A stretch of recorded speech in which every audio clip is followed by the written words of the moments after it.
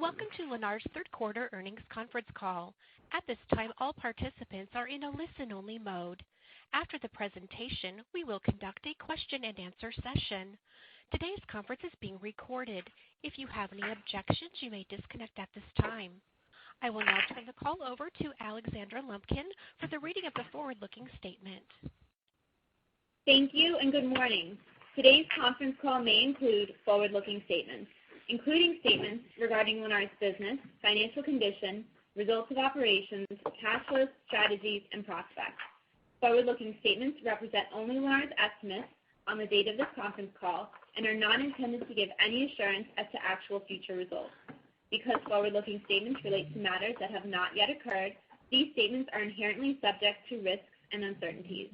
Many factors could affect future results and may cause Lennar's actual activities or results to differ materially from the activities and results anticipated in forward-looking statements.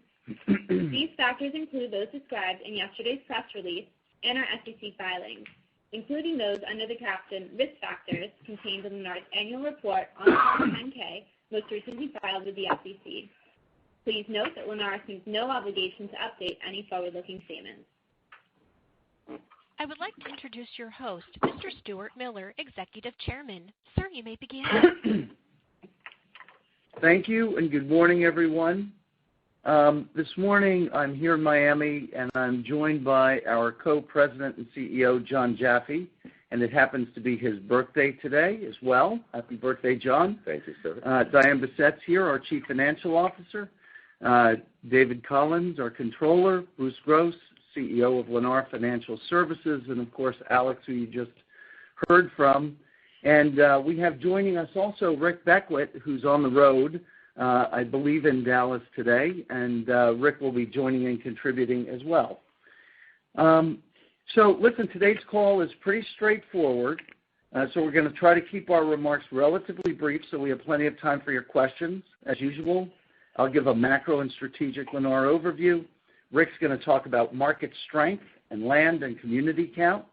John will update on the popular supply chain, production, construction costs. And as usual, Diane will give a detailed financial highlight and additional guidance. And then we'll answer as many questions as we can. And as usual, please limit to one question and one follow-up. So let me begin and start on our singular low note. As you saw in our press release, we missed the low end of our third quarter delivery guidance by 600 homes, delivering 15,199 homes. And while at Lennar, we are certainly not immune to supply chain disruption, we are simply not used to missing either. While our entire team feels the pain of this miss, it is not for lack of effort or focus that we miss, but instead it's a reflection of the current market conditions.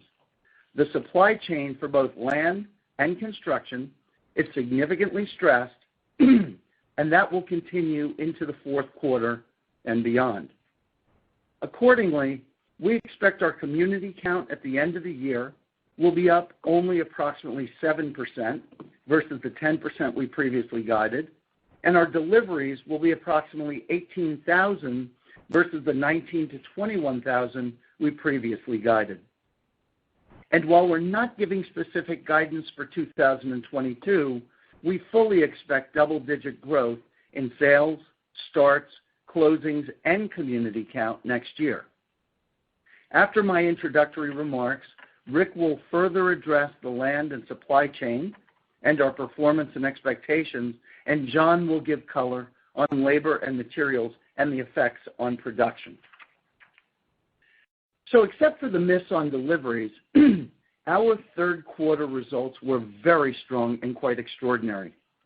Even with the supply chain constraint, we still grew our deliveries 10% year over year, while our revenues from home sales grew 19% to over $6.5 billion. And by remaining focused on orderly, targeted growth, with our sales pace tightly matched with our pace of production, we drove a 420 basis point gross margin improvement from 23.1% last year to 27.3% this year. Alongside gross margin, we recorded a significant improvement in operating efficiency as our SG&A decreased 100 basis points to 7% this year versus 8% last year. And that's without the embedded leverage of the missed closings. Accordingly, our net margin increased 520 basis points year over year from 15.1% last year to a company all-time high 20.3% in our third quarter. This drove a 54% after-tax and before extraordinary items bottom line improvement in net earnings from approximately $667 million last year to over $1 billion this year. So, with our focus on bottom line over top line improvement, 19% revenue growth drove 54% bottom line growth. Our net new orders grew 5% year over year, even as we have matched our sales pace with production pace in this constrained environment, and in spite of the difficult comparison to last year's strong recovery of fourth quarter numbers. Additionally, our financial services group continued to perform exceptionally, adding $112 million of earnings while supporting the orderly closing of our homes and making the closing process as joyful as possible in the current environment. With the strong performance of our core operating divisions, our balance sheet and returns continue to improve as well. Even after the purchase of 2.5 million shares of stock and the reduction of $350 million of debt in the quarter, we reported a cash balance of over $2.6 billion and a 21.2% debt-to-total capital ratio, while our return on equity grew 800 basis points to 21.9%. All in all, our core operating numbers are very strong, and we expect this strength to continue into the fourth quarter and beyond. Of course, in addition to our core, we had generated additional upside this quarter by some of our LEN investments, which entered the public markets. While market conditions resulted in lower valuations for these companies by our quarter end, and those include Doma, Title, Hippo Home Insurance, Blend Mortgage Processing, and SmartRent Automated Entry Systems, we still recorded just under $500 million of profit from those investments. So even though we are guiding down our deliveries for the next quarter, we are decidedly guiding the prospects for Lennar's continued success up as we continue to build on the core strategies that define our business. And Diane will give more detailed guidance for the fourth quarter, but our expectations reflect overall strength in the market and optimism for our future. From a macro perspective, the housing market remains strong, and these continue to be the best of times. Demand has been consistently strong, while the supply of new and existing homes remains limited. Since new home construction cannot ramp quickly enough to fill the void of the production deficit that persisted over the last decade, short supply is likely to remain for some time to come. Even though home prices have moved much higher, the overall affordability remains strong.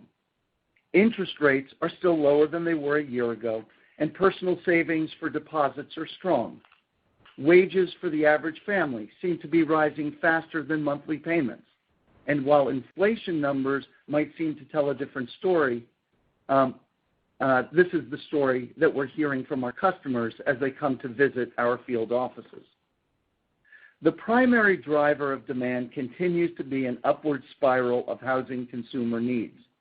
Millennials are forming families. Apartment dwellers are purchasing first-time homes.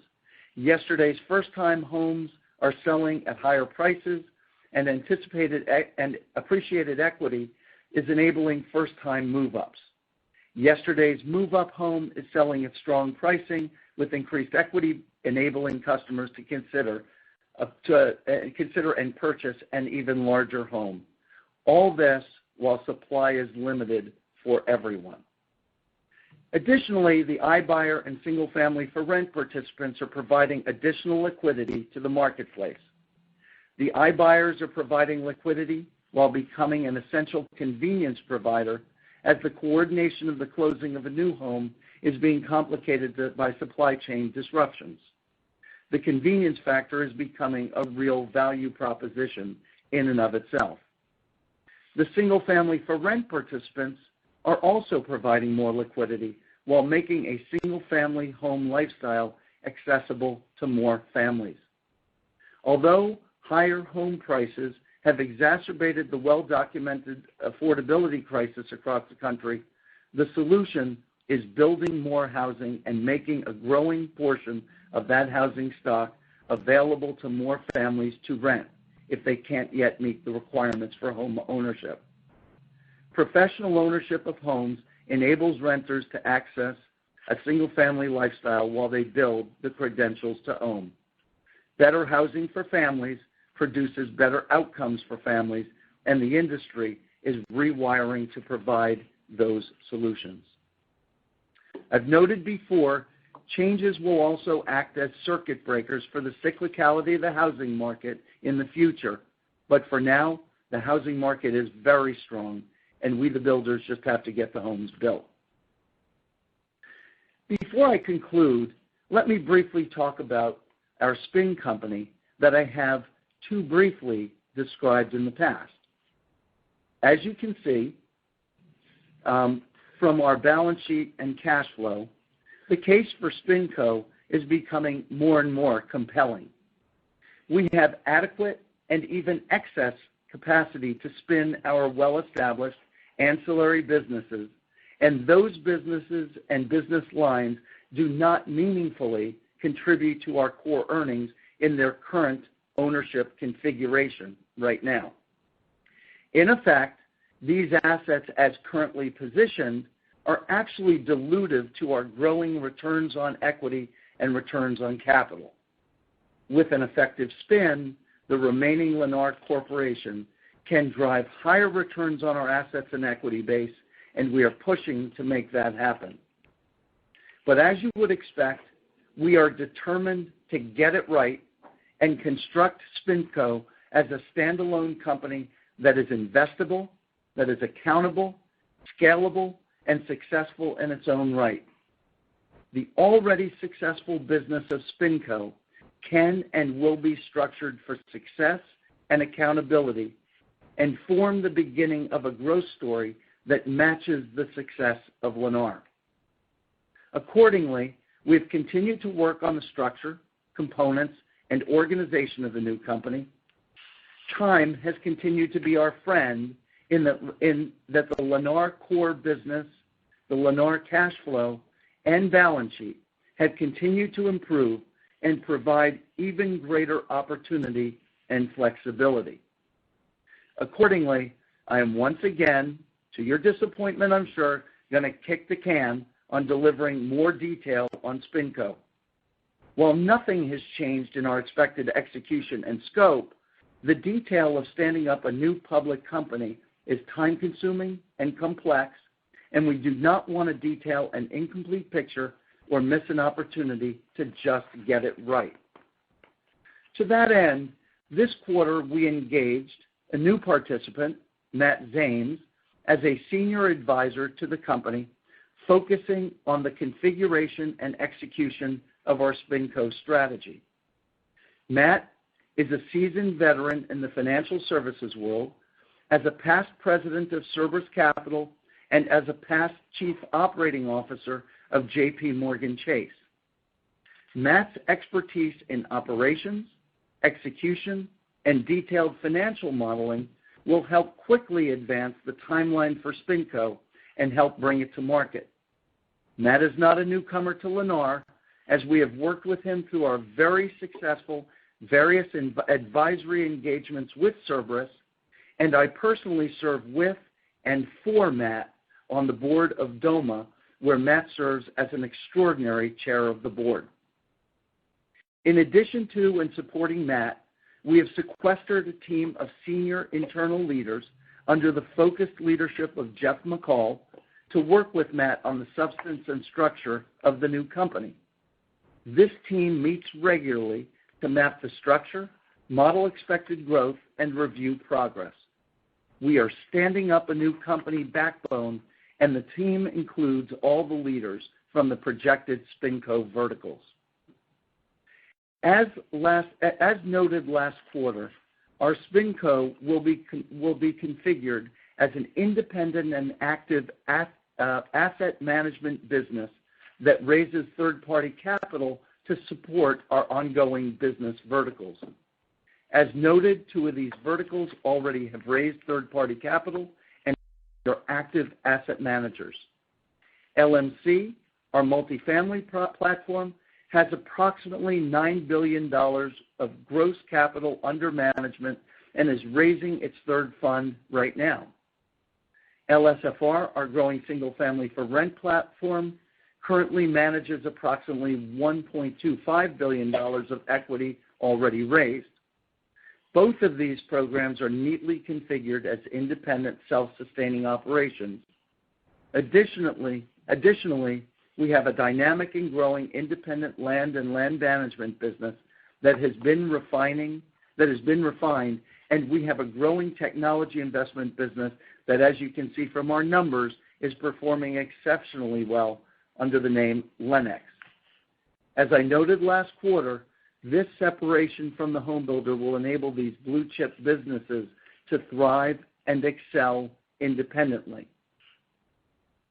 So let me wrap up and conclude by saying that in spite of the miss of deliveries and the supply chain disruption that is affecting us and the industry, we have simply never been better positioned financially, organizationally, and technologically to thrive and grow in this evolving housing market.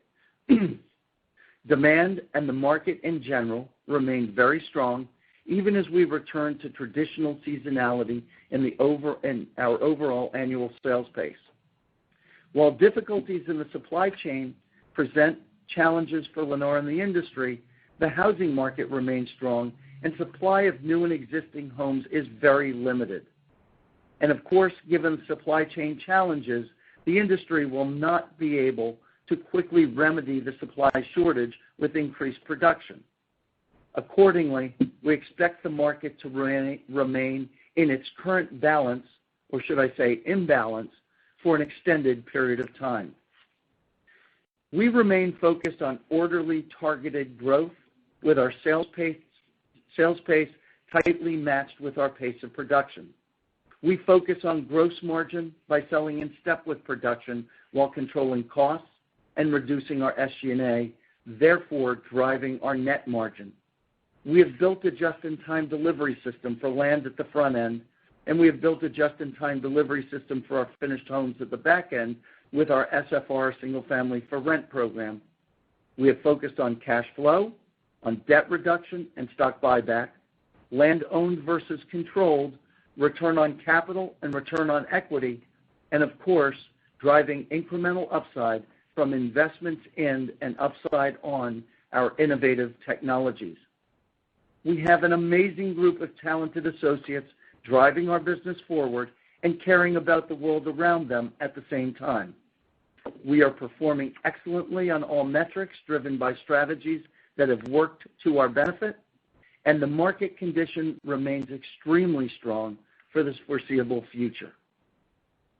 As we begin to look to 2022, we see continued strength in the market and double-digit growth for Lennar. The story remains that supply is short and demand is strong. Some are concerned that demand is slowing as prices move higher and interest rates move.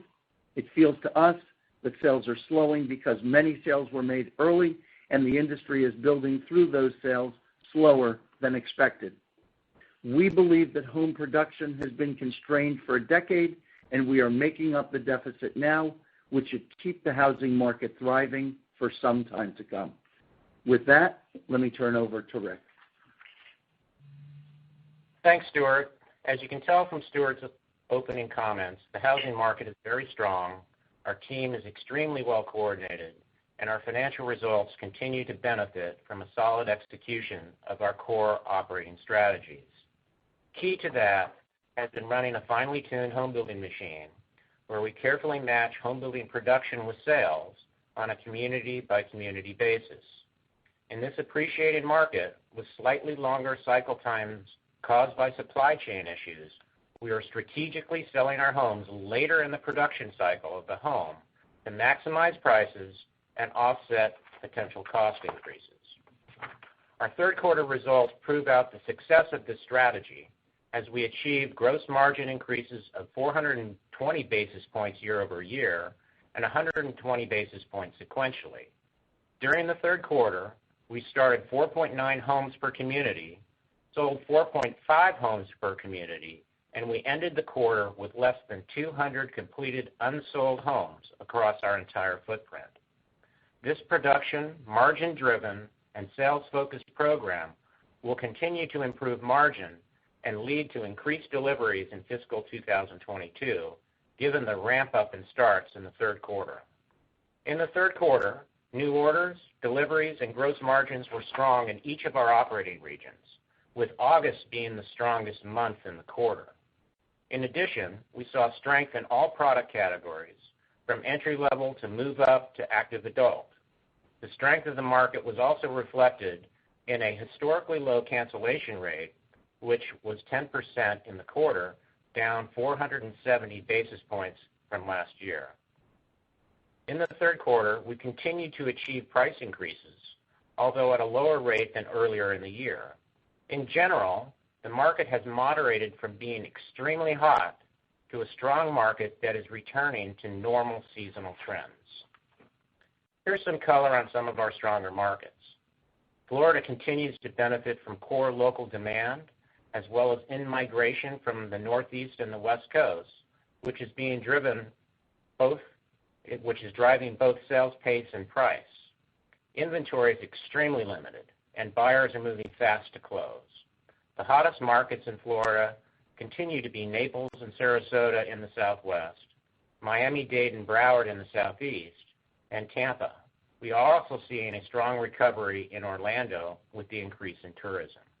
These are all markets where we are the leading builder with the best land positions. Raleigh, Charlotte, and Charleston are extremely strong markets, benefiting from limited inventory, job growth, and quality of living. We're the top builder in each of these markets. Texas continues to be the strongest state in the country, with in-migration from the East and West. The state's pro-business, employer-friendly economy is driving corporate relocations and tremendous job growth, especially in the technology sector.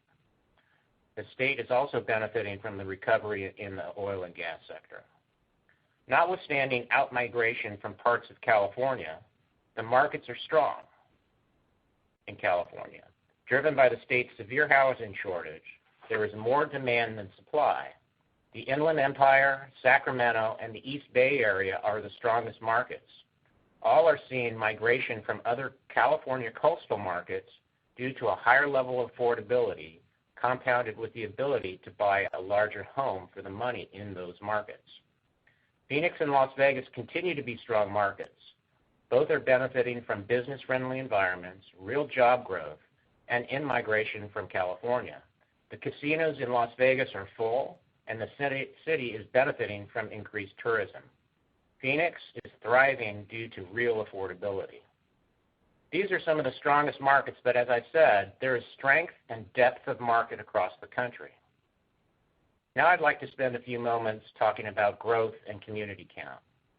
While our community count is up slightly from the beginning of the year, we ended the quarter flat on a year-over-year basis.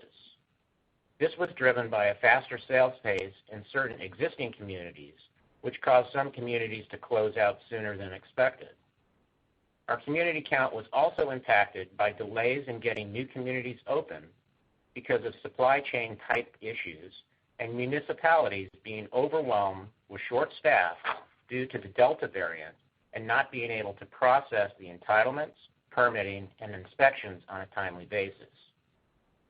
Similar to the supply chain delays experienced by our home building operations, the land issues are not caused by any operational failures, but instead by various external forces.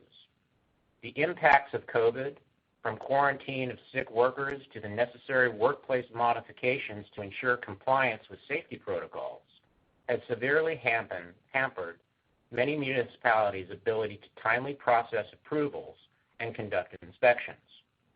Likewise, the active tropical basin this year caused not only site-specific land development delays, but added to the logistical supply chain channels that already existed, primarily associated with PVC, drainage structures, and valves.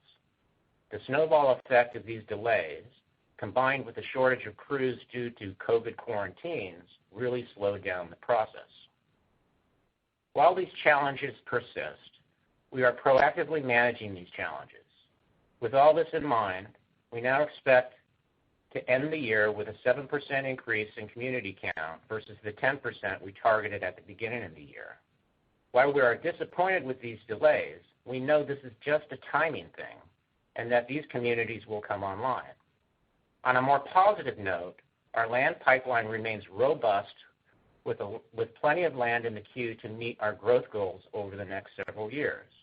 We continue to see good buying opportunities in all of our markets and are confident this pipeline will produce strong community count growth for the next several years as we pursue deals to backfill beyond the near-term deals that are already owned or controlled.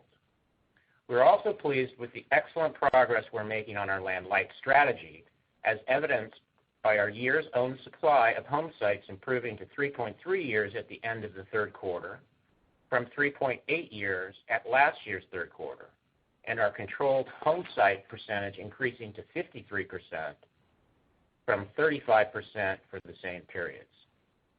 Finally, I'd like to thank all of our associates for their tireless efforts as we've worked through these challenges associated with the supply chain. Now I'd like to turn it over to John.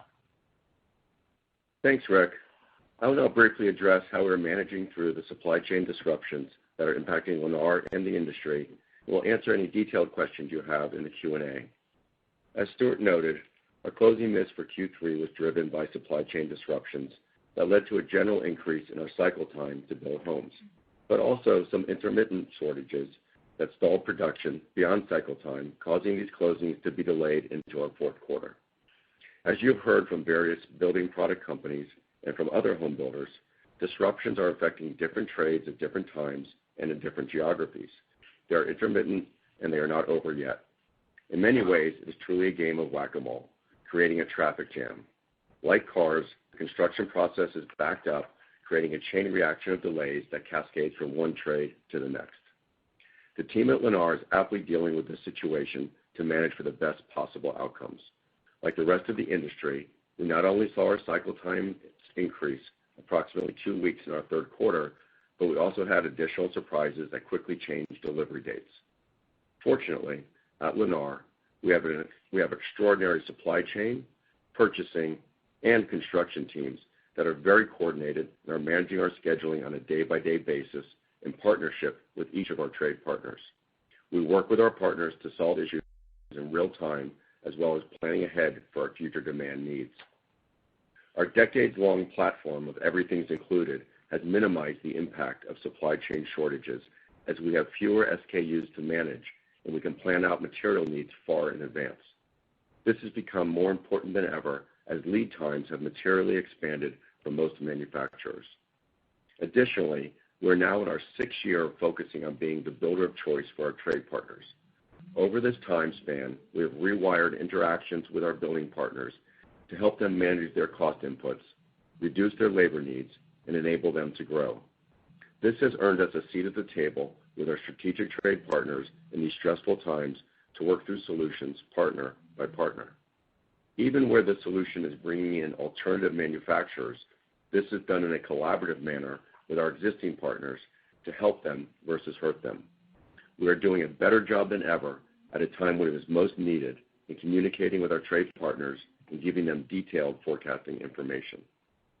Let me give you a quick sense of where the greatest impacts are being felt right now. From a national manufacturing perspective, the categories most impacted are engineered wood, windows, garage doors, paint, and vinyl siding. On a regional basis, it is brick and lumber capacity in Texas, concrete block in Central Florida, insulation in North and Southwest Florida, and in Phoenix and Minnesota, it's severe labor constraints. We believe we'll feel the effects of this backup for the next few quarters, and then, based on the plans we have in place with all of our trade partners, we would expect to see stabilization in our cycle times by Q2 of 2022. As mentioned in our quote, we have remained focused on consistently increasing our start pace, and in the third quarter, we averaged 4.9 homes per community, up from 4.2 homes per community last year, or 17,630 homes started in the third quarter, up 16% from last year. This positions us well for growth in 2022, and as discussed earlier, we are in regular communication with our entire supply chain in advance of these starts in order to support this increase in activity. The construction cost impacts in our third quarter closings were primarily from the lumber increases taken earlier in the year that are now impacting costs as homes close. In the third quarter, costs were up $5.40 per square foot over the third quarter last year, and lumber accounted for about 95% of that increase. We will see increased costs from lumber, although at a lower level in Q4 and Q1, with lumber cost reductions thereafter. In various other product categories, cost increases have been pushed in the second and third quarters as a result of supply chain disruptions and labor shortages. These increases will flow through closing starting Q1 of 2022, but will be offset by the reduction in lumber costs, resulting in a net reduction in costs by Q2. As we have noted in prior quarters, our revenues are growing at a faster pace than construction cost increases, resulting in a decrease in construction costs as a percent of revenues to 41.4% compared to 43.6% last year. Overall, the Lennar management team is focused daily on managing through the current supply chain disruptions. It is a truly all hands on deck. Stuart, Rick, our regional presidents, and myself support Kemp Gillis and our supply chain team by joining them in meetings with the leadership of key trade partners. In these meetings, we listen and learn, understand the challenges, and then craft solutions. We review production needs for the weeks and months ahead, implement our solutions, and then execute as partners. This pattern of execution, combined with maintaining our disciplines of everything's included in builder of choice platforms, with an additional focus on further SKU reductions and enhanced communications, allows us to be nimble in responding to and managing through this environment. As we look ahead, there are bumpy parts of the road and a traffic jam or two to work through. But with increased starts and much appreciated cooperation from our trade partners, we are setting up for solid growth in deliveries in 2022. Thank you, and I'll now turn it over to Diane. Thank you, John, and good morning, everyone. So Stuart, Rick, and John have provided a great deal of color regarding our home building performance. So therefore, I'm going to spend a few minutes on the results of our other business segments and our balance sheet, and then provide detailed guidance for Q4 of 2021. So starting with financial services. For the third quarter, our financial services team reported $112 million of operating earnings. Mortgage operating earnings decreased to $80 million compared to $113 million in the prior year. As we've indicated for several quarters, the mortgage market has become more competitive with purchase business as refi volumes have declined. As a result, secondary margins have been decreasing. Our third quarter was negatively impacted by lower secondary margins compared to the prior year and was the primary driver for the decrease in mortgage operating earnings. Title operating earnings increased to $26 million compared to $21 million in the prior year. Title earnings increased due to the growth in both volume and profit per transaction. Our title team has been laser focused on technology, automation, and efficiencies with the goal of driving higher productivity. So then turning to our Lennar Other segment, for the third quarter, our Lennar Other segment had operating earnings of $492 million. The driver of the earnings was LENX, which is our growing technology investment business. Three of our LENX investments, Hippo, SmartRent, and Blend, went public, as Stuart mentioned, during the quarter, and we recognized mark-to-market gains of $433 million on these investments. We also had mark-to-market gains of $61 million on our existing public investments, Open Door and Sonova. And as a side note, we do have an investment in Doma Holdings, which also went public in the third quarter. However, we do not utilize mark-to-market accounting for this investment, primarily because of our level of ownership. If we had marked the investment to market, the unrealized gain would have been $638 million. Again, this does not appear in our P&L or balance sheet, just a noteworthy point. So you can see that LENX continues to, first and foremost, add value to our core homebuilding operations, but also provides potential upside with investment earnings. So now turning to our balance sheet.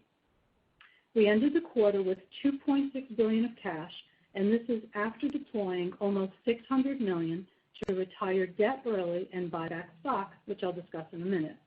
We had no borrowings outstanding on our $2.5 billion revolving credit facility.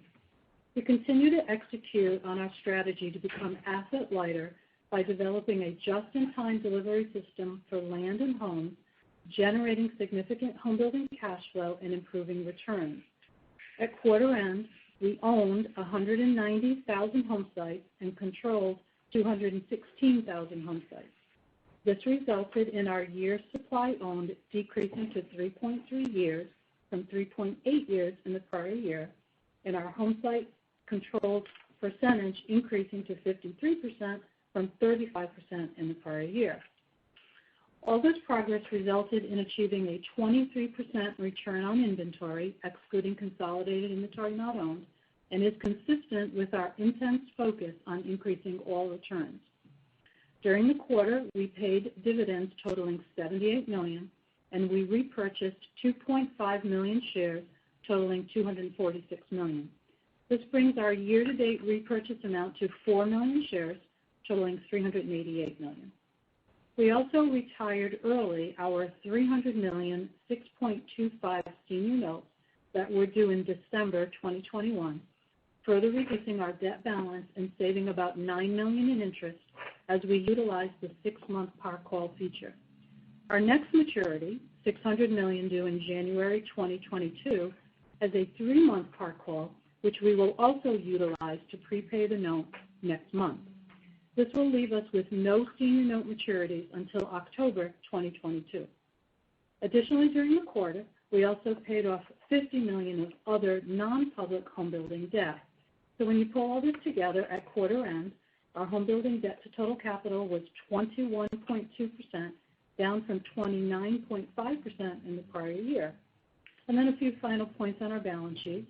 Our stockholders' equity increased to approximately $21 billion from $17 billion in the prior year, and our book value per share increased to $66.73 from $54.91 in the prior year.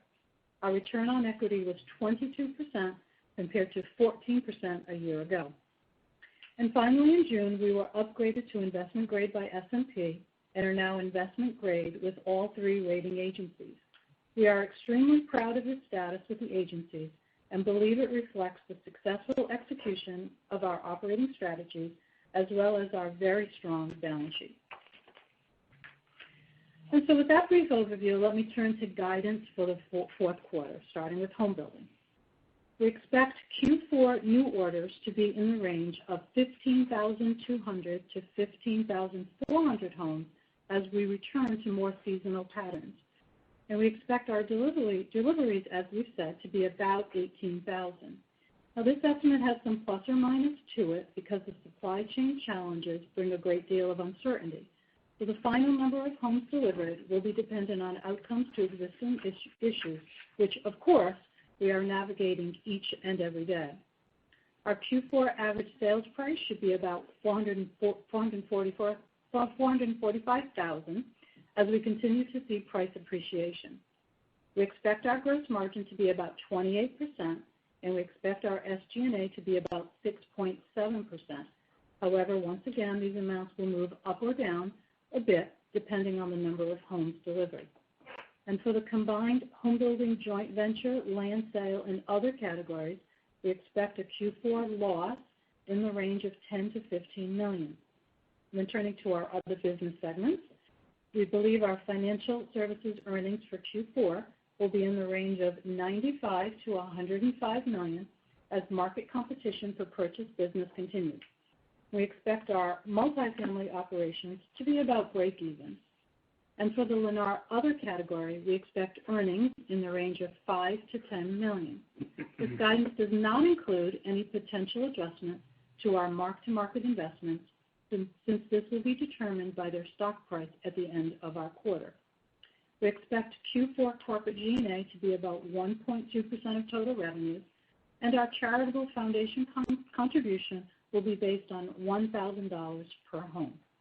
We expect our tax rate to be approximately 23.8%, and the weighted average share count for the quarter should be approximately 306 million shares.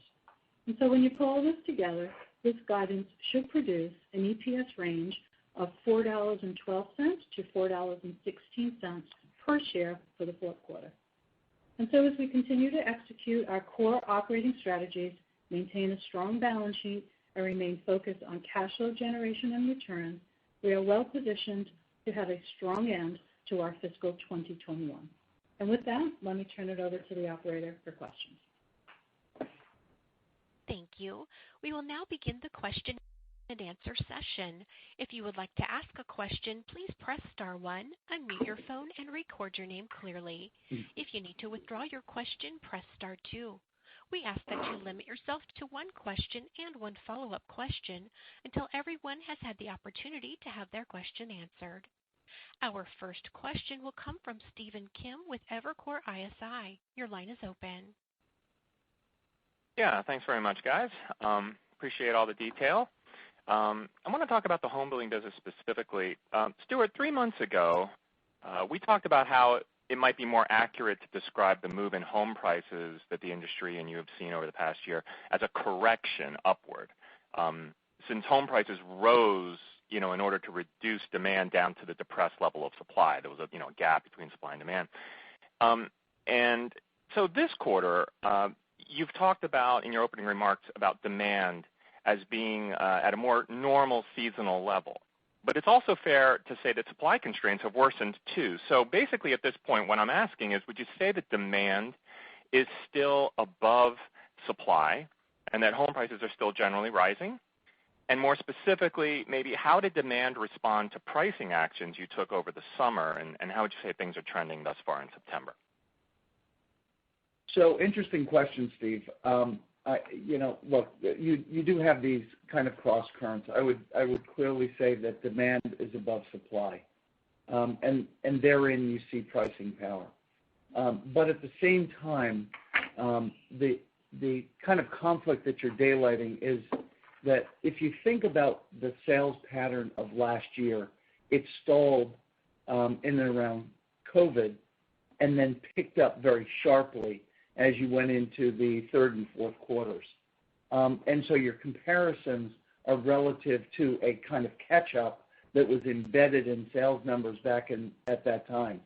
So, yes, you still have very strong demand. You have very strong sales.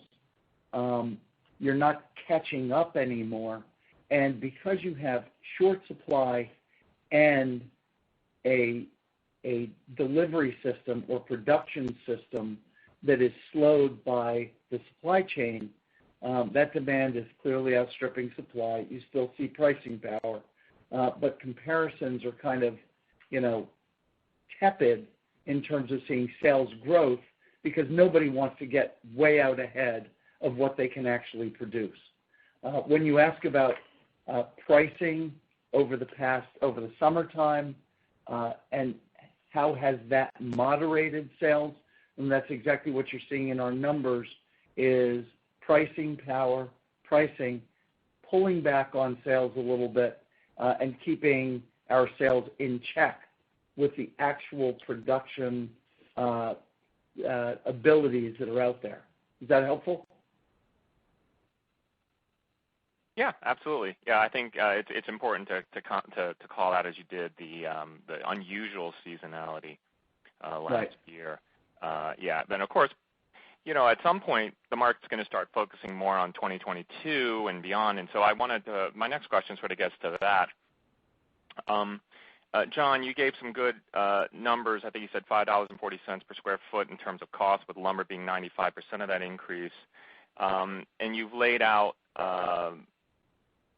an expectation that by 2Q of next year, the decline in lumber costs will be greater than other inflationary forces that you see in your cost structure, which I assume is a fancy way of saying that margins, gross margins, could trend upwards. I wanted to make sure that I didn't oversimplify, and that is actually what you were trying to convey. And then, as a follow-on to that, I would ask generally, maybe for Stuart, the outlook for gross margins is one of the major areas of disagreement in this for the street for next year. And I was curious. My view is that a return to sort of normal seasonality, like what you talked about, in no way suggests that margins are going to quickly return back to some sort of historical norm, in part because home prices have already reached a new level and land costs are embedded in your balance sheet already at a lower cost. I was wondering if you could help us understand how you think about how margins may trend over the next few years if supply and demand starts to come more into balance. Are we going to see margins quickly return, or would we likely see some hang time here on the gross margins? So, Steve, relative to your first follow-up, you heard me quite accurately. Lumber is down about 70% from its peak. The starts that we're seeing in September are incorporating that lower price, and that's why I say by Q2 we'll see the benefit of that. And again, you accurately heard me that we expect that benefit will be greater than the cost increases and the other categories combined, resulting in a lower cost per square foot on the homes that we build that will be delivering starting in Q2. Right. Look, I think that as you asked the question about margin, to think out 2, 3, 5 years, that's too hard of a projection to make. But as we're looking ahead to 2022, we certainly see margin strength. You're properly noting that while labor and materials are going up in some respects, the big ticket item, lumber, is coming down and has come down, and those numbers are only starting to flow through in sequence the production cycle that exists. So you do have somewhat of margin protection. As we think ahead to 2022, we think our margins are going to continue to be quite strong. Rick, do you want to weigh in on that? No, I think you guys have covered it pretty well. We're seeing nothing that would reflect a downward adjustment in margins. We're underwriting land deals with the same intensity. We're fortunate because we've got all our land in shape for 2022 and almost everything for 2023. And, we've just got tremendous visibility in what that pipeline is. So we feel pretty good about where we are. Great. Thanks very much, guys. Thank you. Our next question comes from Truman Patterson with Wolfe Research. Your line is open. Hey, good morning, everyone, and happy birthday, John. I couldn't think of a better way to spin it than on a conference call. So I do apologize. I did get disconnected during the opening comments from the call, so if I double up on anything that was said, I apologize. But, you all were able to increase starts 16% year over year. You're mentioning some fairly significant supply chain issues. Question is on materials availability and just discussions with your vendors. Do you think they'll actually have enough capacity to support a double-digit growth rate in 22?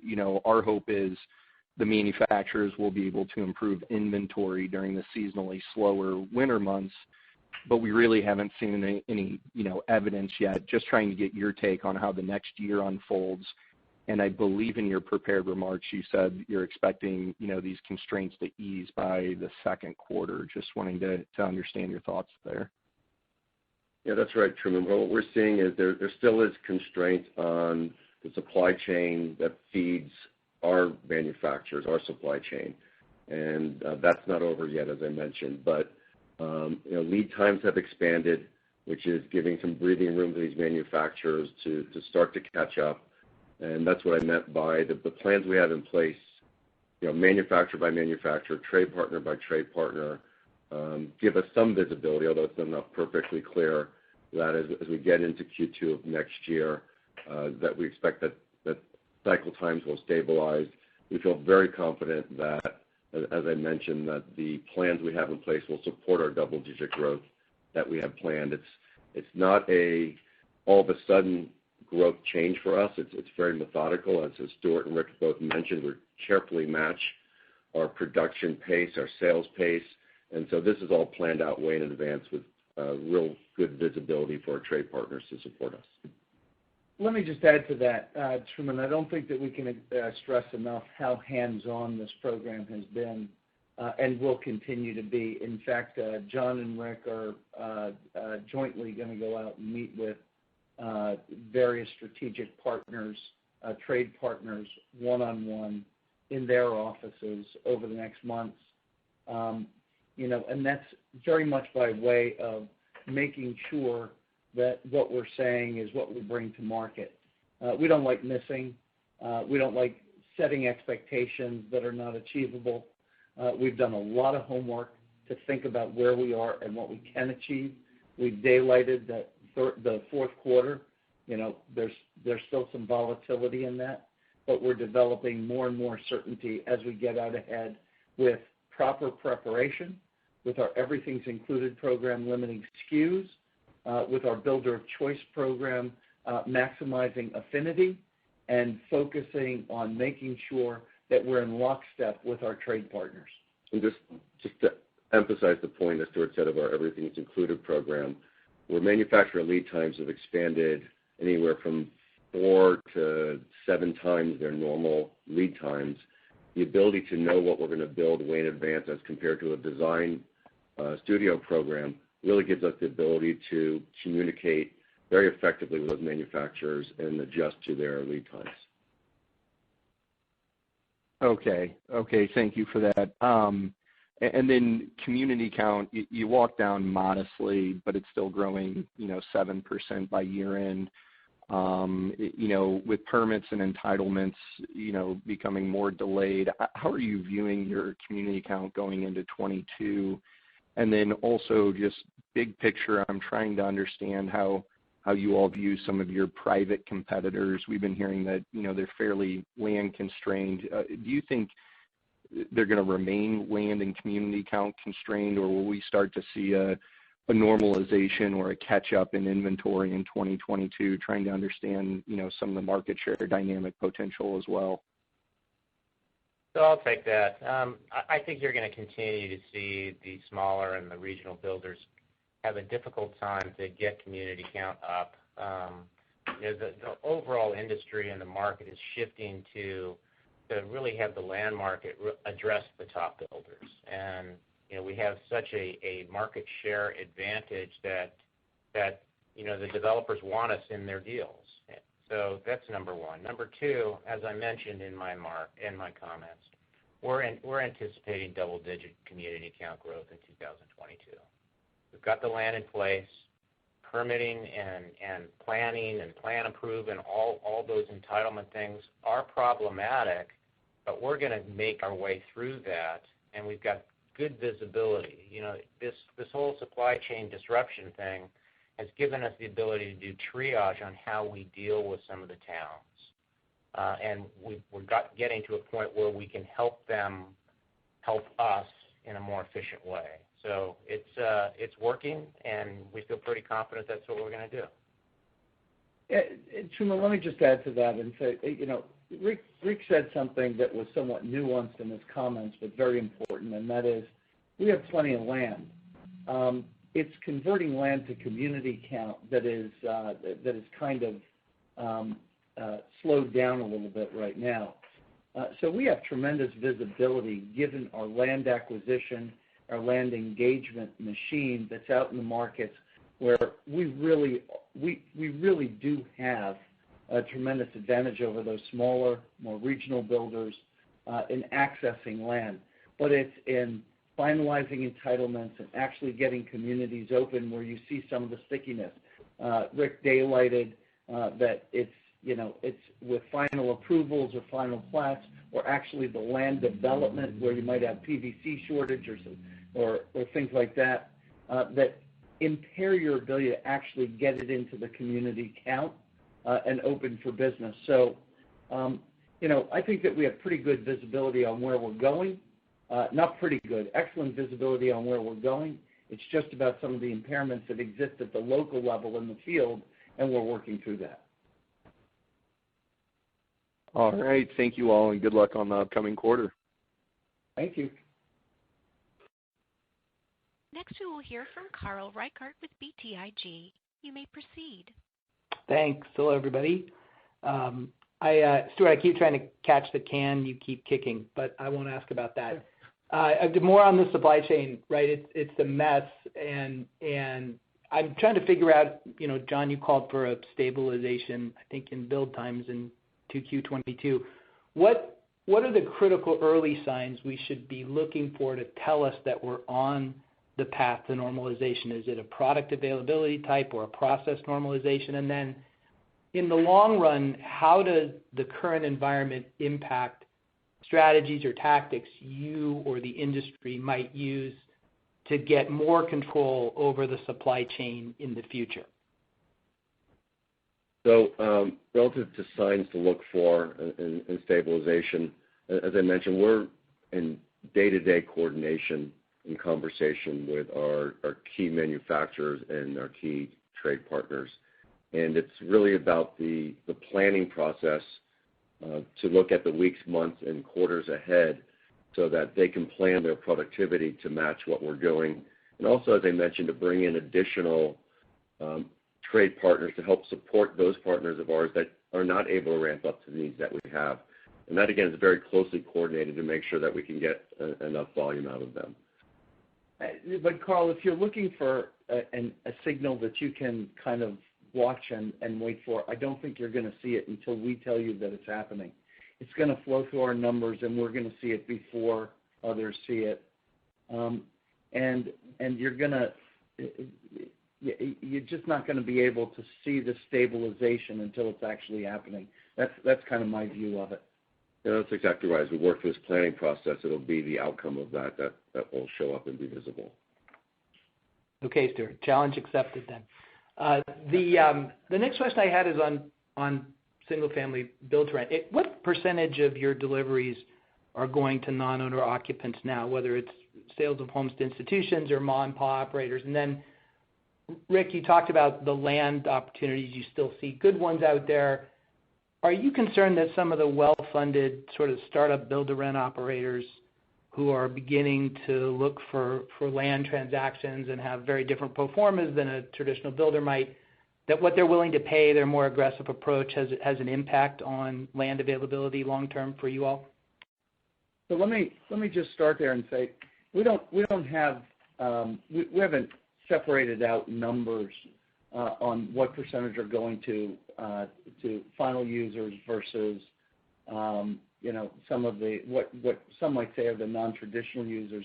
In many markets, the single-family for rent buyers are just an ordinary part of the market and have been a regular participant. So we just haven't separated out those numbers. But it is an active and important part of where the market's going, enabling people who can't necessarily get the down payment currently, get them into a single-family lifestyle, which I think is a greater good.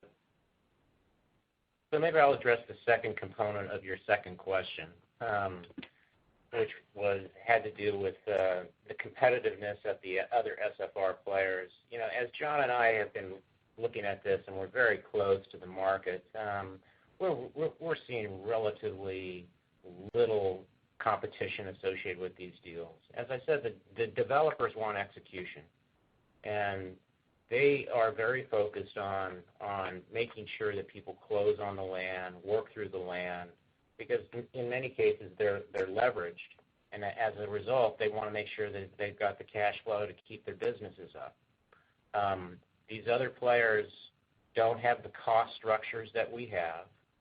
So from a cost standpoint, we build so much cheaper than they will ever have the capacity to build. So it's difficult for us to feel that they pose any competitive threat in disrupting the land market. Great. I appreciate that. Thanks, everyone. Happy birthday, John. Thank you. Thank you. Our next question comes from Alan Ratner with Zelman. Your line is open. Hey, guys. Good morning, or I guess good afternoon now. Top of the hour here. So first question, you guys obviously went into a lot of detail on the material challenges you guys are facing. Curious on your start pace for the quarter. You obviously up a lot year over year, but your starts were down about 2,000 homes sequentially. So I'm curious what went into that. Is that a function of more labor tightness on the front end, or was that more by design to prevent some of those later stage material challenges from getting even worse? No, I'd say the real answer to that is in the normal planning process of the cyclicality of the year, the seasonality of the year, more correctly. So we typically will have more starts in our second quarter that feed into our largest delivery quarter, the fourth quarter. And then third quarter starts are feeding into the beginning of the year. So that's more of a normal pattern. Got it. So the thought process that demand is so far outstripping supply, that wouldn't negate any type of normal seasonality going forward from a start perspective. Like you're not going to be trying to accelerate that or move against seasonality given the view that demand is so sharply outstripping supply? Well, I think that we closed the gap on that because as we said, that the demand is stronger than supply, and we see that in the next few quarters. So as I said, we're up 16% year over year in our third quarter starts, which I think demonstrates our bullishness on starting more homes. Got it. Okay, I appreciate that, John. Second question, would love to circle back to that question earlier on margin and land underwriting, and I think Rick, you made a comment towards the end of that you're still underwriting your land deals to the same intensity. Would love to dig into that comment a little bit more. Does that mean, when you look at the underwriting on deals today, recognizing it might take a couple of years for those land deals to flow through, that it implies a gross margin in the 28% range that you guys are delivering today? Well, I'm not going to take the bait on 2 or 3 years out, and Stuart decided not to answer that one as well. But I think that as we look at near term and we underwrite pricing and cost structures, we're underwriting to very similar margins as to what we've got now. Got it. Okay, I appreciate that. Thank you. Our next question will come from Matthew Bouley with Barclays. Your line is open. Hey, good afternoon. Thanks for fitting me in here. Just following up on the production capacity, if I'm doing the math right around your starts, I think year to date, maybe it was about 5 per community, obviously 4.9 in the latest quarter. And you're talking to communities increasing double digits next year. So, my question is, if 5, is that an achievable run rate for production as you look out to 22? Because mathematically that would put you close to perhaps 80,000 homes produced, or do you really need kind of an easing in supply chain to make a number like that realistic? Thank you. We definitely need an even supply chain, and it's going to be volatile, at least in the beginning of the year. We'll see how it evolves through the year. But look, we were appropriately anticipatory as we put starts in the ground early on, early in the year. We've ramped up our starts in order to have production that could meet what we thought would be long-term demand trends, and that's going to enable us. You're right. If you do simple math, you can get to some interesting numbers for 2022. But I think that we're going to see how the supply chain actually evens itself out, what cycle times actually become as you go through a year like next year. And there's going to be an early year ripple from the supply chain disruption or complexity that exists right now. So we're not really giving guidance for next year. We did daylight that we see strength in the market that will reflect itself in double-digit growth in our significant kind of metrics, and we're going to leave it at that for right now. as we get to the fourth quarter, and in the fourth quarter we'll give guidance for the following year. But it'll be based on a better understanding and a better belief system of not only what's in the pipeline, but also what the supply chain is really shaping up to look like. I daylighted that John and Rick together are going out and meeting with a number of our trade partners one-on-one in their facilities. We found those meetings to be very telling and helpful in kind of mapping out what we can expect. And so it'll be interesting to see how our update goes in the fourth quarter. Great. Thank you for that detail there, Stuart. Second one, just on the regions and looking at the sales pace, I couldn't help but notice that in the East, your sales pace was actually up sequentially in the quarter there.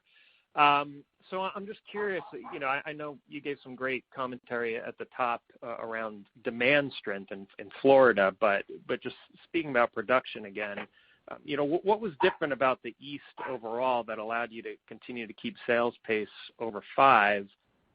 Is production just easier to come by there, or what's different there about the rest of your markets? Thank you. Rick?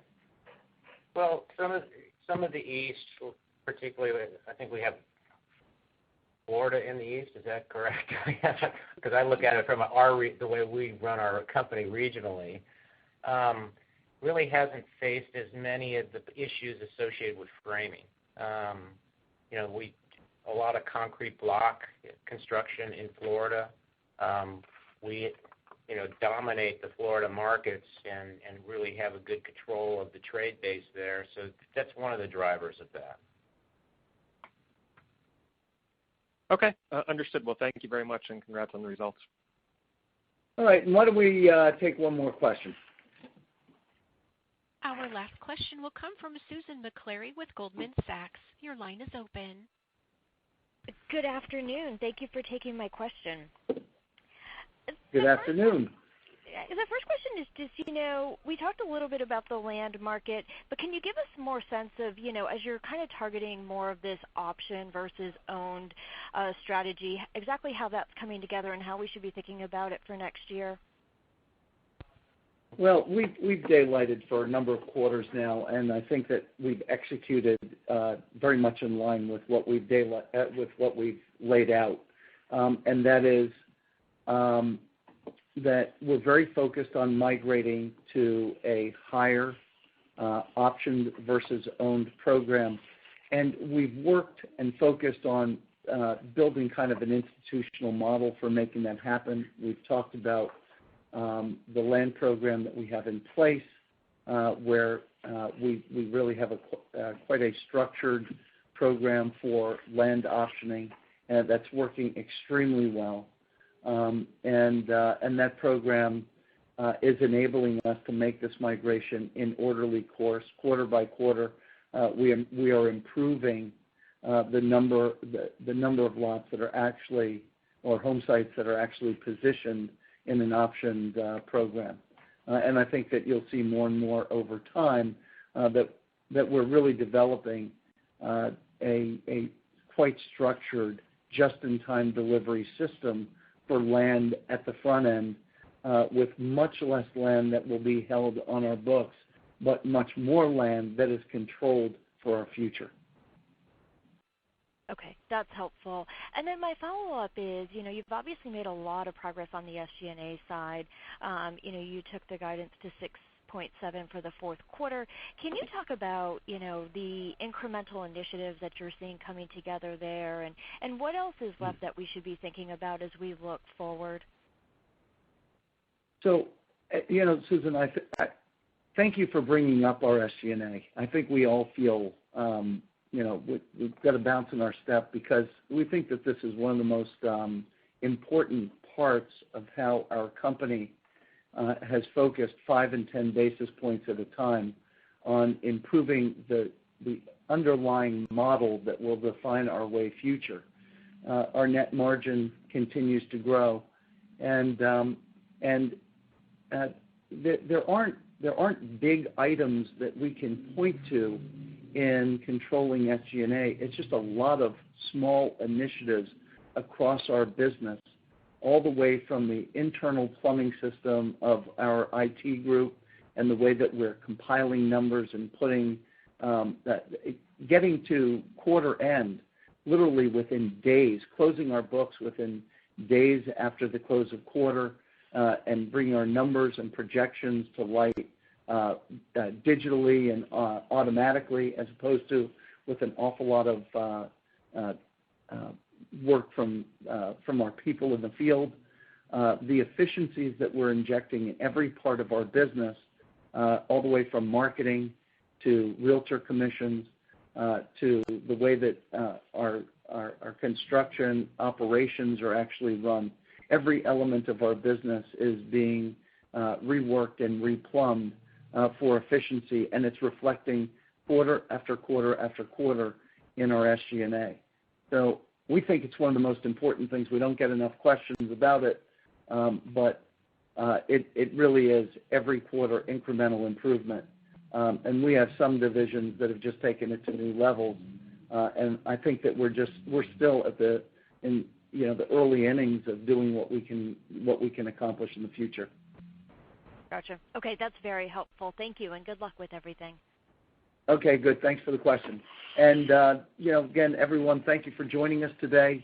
We look forward to reporting again in the fourth quarter, and I think in the fourth quarter we'll be able to give a little bit more color on where the supply chain is shaping out, and look forward to reporting on that. So thanks for joining us, and we'll see you next time.